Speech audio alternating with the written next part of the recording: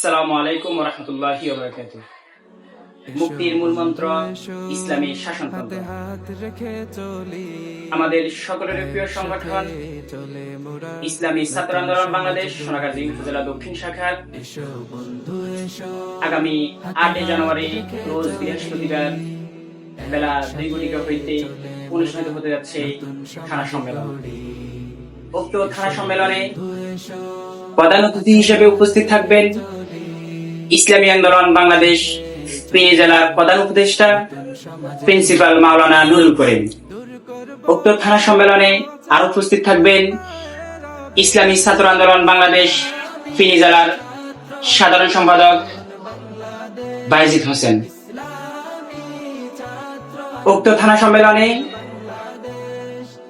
জেলা এবং উপজেলার নেতৃবৃন্দ উপস্থিত থাকবেন।